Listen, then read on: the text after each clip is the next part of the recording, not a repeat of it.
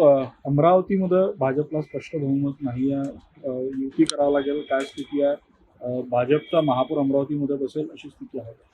या ठिकाणी भारतीय जनता पार्टीचे जे कार्यकर्ते पदाधिकारी अमरावतीतले आहेत त्यांचं खरोखर अभिनंदन केलं पाहिजे की अमरावतीमध्ये देखील भारतीय जनता पार्टी हा एक नंबरचा पक्ष म्हणून समोर आलेला आहे. तिथले पालकमंत्री सन्माननीय चंद्रशेखरजी बावनकुळे यांच्या नेतृत्वात पार्टीने तिथली निवडणूक लढविलेली होती.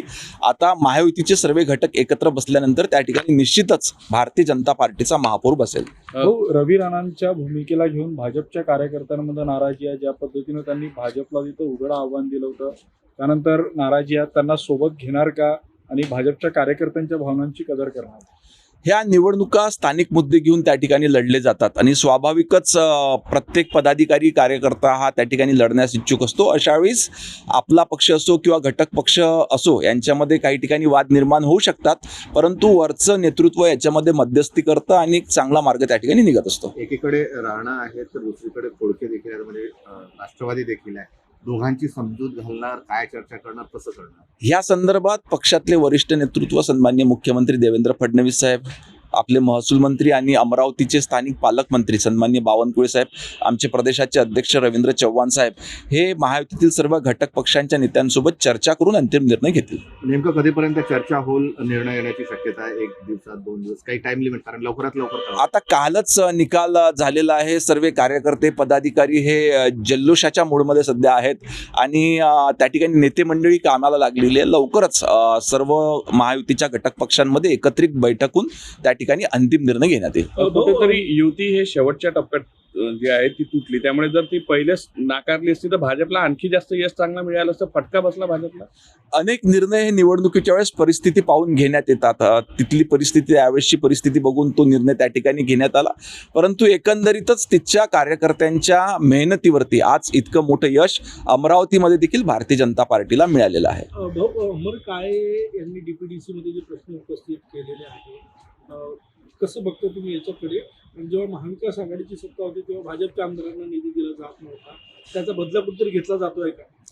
नाही, निधी हा जिल्हा नियोजन समितीमधून जो देण्यात येतो तो एकंदरीतच जिल्हा नियोजन समितीचे सदस्य असतात हे एकत्रित बसतात आणि जिल्ह्याचा आराखडा, विकासाचा आराखडा त्या ठिकाणी ठरवत असतात.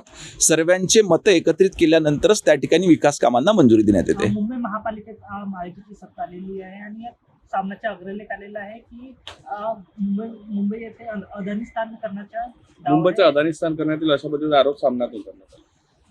2 ठाकरे बंधू एकत्र आल्यानंतर प्रचंड मोठ्या अपेक्षा त्या ठिकाणी उबाठाला आणि मनसेला होत्या.